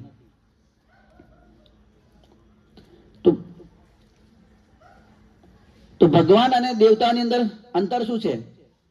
તો દેવતાઓ અનેક છે. આપણે જાણી છે ને 33 કરોડ દેવી દેવતાઓ છે. કેટલા છે? હવે અગરબત્તી કરવાની થાય તો કરી શકીએ આપણે? ક્યારે બીજા દેવતાનો ક્યારે વારો આવે? આપણો વારો પહેલો આવી જાય. દેવતાનો વારો આવે ના આવે, આપણો વારો પહેલો આવી જાય. આપણે જ જતા રહીએ કે એમને અમે પૂજા બી ના કરી શકીએ. તો દેવતાઓ અનેક છે. અને એ ભગવાનના જેવી રીતે અહીંના મંત્રીઓ હોય, પ્રધાનમંત્રી છે, એમની નીચે બધા ફાઇનાન્સ મિનિસ્ટર, પછી અલગ અલગ મિનિસ્ટર હોય ને, એર મિનિસ્ટર, જેવી રીતે વાયુદેવ છે, અગ્નિદેવ છે, કુબેરજી છે, એ બધા મિનિસ્ટર, બધા એને ખાતા આપેલા છે કે ભાઈ આ તમારે સંભાળવાનું છે. સૂર્યદેવ છે. એવા દેવતાઓ કેવા છે? અનેક છે, પણ ભગવાન એક છે. પછી આ દેવતાઓ જે છે એ ભગવાનના અંશ છે. અને ભગવાન કેવા છે? પરિપૂર્ણ છે. એક શરણાગત સેવક, દેવતાઓ શરણાગત સેવક છે, જ્યારે પરમ પૂજનીય છે ભગવાન. પછી જે દેવતાઓ જે છે એ પરમેશ્વર દ્વારા સર્જિત છે અને ભગવાન ભૌતિક સર્જનની પરે છે. પછી આ એક સ્લાઇડ છે, પતી ગયું છે. ભૌતિક પ્રકૃતિ ગુણ ઉનમે વિદ્યમાન. આ જે દેવતાઓ જે છે એમની અંદર 3 ગુણોનો પ્રભાવ હોય છે, જ્યારે ભગવાન નામ નહીં હોતું, એ નિયતા છે. પછી ભૌતિક જગતના સંચાલન કરવા માટે આ દેવતાઓ વિવિધ શક્તિ ધારણ કરે છે, જ્યારે ભગવાન પરમ સ્વતંત્ર છે, સ્વરાટ છે ભગવાન. પછી દેવતાઓ જે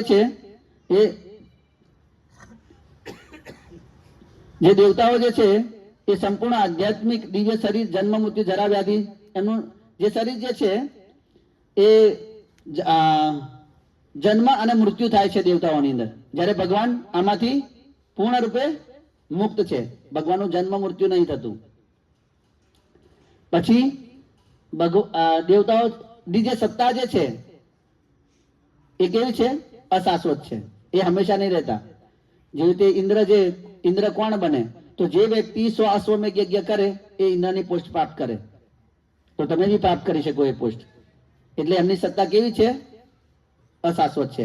પણ ભગવાનની જે સત્તા છે, પરમેશ્વરની સત્તા કેવી છે? શાશ્વત છે. એને કોઈ બદલી નહીં, કોઈ ચેન્જ નહીં, કેમ કે એ જ બનાવનારા છે, એ જ નિયતા છે, એ જ મૂળ છે. એટલા માટે તો દેવતાઓની અને ભગવાનની પૂજામાં શું અંતર છે?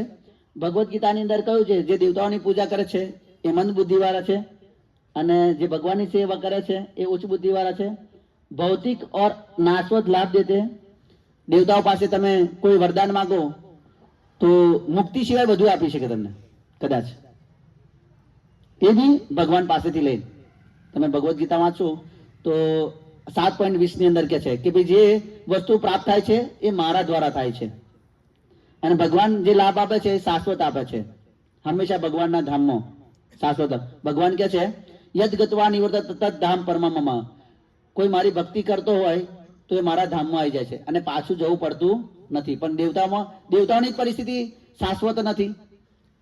આપણે કાલે કહ્યું હતું 9.21 ની અંદર કે શીણે પુણ્ય મર્તલોકે વિશાંતિ, કે દેવતાઓનું બી જ્યારે કોઈ પુણ્ય કરીને ગયો હોય દેવતા, તો પણ પુણ્ય નષ્ટ થઈ જાય તો પાછું આ ભૌતિક જગતમાં આવવું પડે.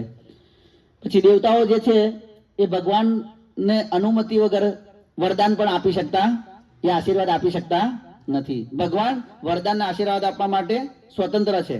બધા વરદાનને ભગવાનનું એક નામ છે વરદરાજ. કાંચીપુરમ નામ સાંભળ્યું હોય તો, જ્યાં બહુ મહાન ભક્ત થઈ ગયા, જ્યાં ભગવાન ભક્તો સાથે આવી રીતે વાત કરે. વરદરાજ, જેમના હાથમાં લખ્યું છે મા શું છે, વરદાન આપવામાં શ્રેષ્ઠ છે, એટલે વરદરાજ એમનું નામ છે. લક્ષ્ય શું છે? તમે દેવતાઓની પૂજા કરો તો દેવલોકમાં જઈ શકો, પણ ત્યાંથી પાછું આવવું પડે તમારે. પણ ભગવાનના ધામમાં ગયા પછી પાછું આવવું પડતું નથી. ભગવાનનું ધામ શાશ્વત છે. પછી જે દેવતાઓની પૂજા છે અવિધિપૂર્વક એમ કહ્યું છે 9.23 ની અંદર. આ શ્લોક બે અહીં આપેલા છે. આ તમે ઘરે જોઈને વાંચી શકો કે હું કહું છું એ સાચું કહું છું કે ખોટું. તો 9.23 ની અંદર કહ્યું છે કે દેવતાઓની પૂજા કરવી એ કેવી છે? અવિધિપૂર્વક કહ્યું છે. એવી જ રીતે અલગ થઈ ગયું. હા, ભગવાનની જે સેવા કરવી એ પરમ યોગ્ય છે. પછી પરમ વરદાન નહીં, જે દેવતાઓ જે છે પરમ વરદાન આપી શકતા નથી, પણ ભગવાન જ ખાલી પરમ વરદાન આપી શકે છે. પછી જે ચાહે જોઈતું હોય એ જ જે આપણે કદાચ માગતા હોય, કેમ કે આપણે પરમ વરદાન તો માગતા નથી દેવતાઓ પાસે. અહીં ભૌતિક વસ્તુ માંગે કે આ પૂરું કરી દો, આ પૂરું કરી દો, આ કરી દો, આ થઈ જાય ને સારું, આ થઈ જાય સારું, આ થઈ જાય સારું. પણ ભગવાન જે છે એ પરમ વરદાન આપે છે. અને શું આપે છે? ભક્તિ. અને ભક્તિથી બધી જરૂરિયાત આપણી પૂર્ણ થઈ જાય. અને આ જે ફળ જે છે દેવતાઓને જે આપે છે એ ભૌતિક ફળ હોય છે, પણ ભગવાન આધ્યાત્મિક ફળ આપે છે, જે શાશ્વત રહી શકે હંમેશા માટે. હરે કૃષ્ણ. તો આજના વિષય જે છે, કેમ આટલા બધા શાસ્ત્રો છે? તો બંને યારું કેમ છે આટલા બધા શાસ્ત્ર? સમજ્યા નહીં? આપણે અલગ અલગ બુદ્ધિનું લેવલ અલગ અલગ છે, એટલા માટે. આપણું એ લેવલ નથી એવું લાગે છે, એવું લાગે. ભાગવતમ ની અંદર તો મંદાસુ મંદ મતો મંદ ભાગ્ય ઉપદ્રતા, કે કળિયુગ ની અંદર જેમનું ભાગ્ય છે મંદ છે, એક તો આળસી છે, ઝઘડાળું છે, એટલે આ બધું યાદ રહેતું જ નથી. આવે બીજું બધું બહુ યાદ રહે. કોઈ બે શબ્દ કહી ગયા આપણે કેવું યાદ રહે કે મને આ કહી ગઈ, જન્મ પેલું આમ તલવાર મારી હોય ને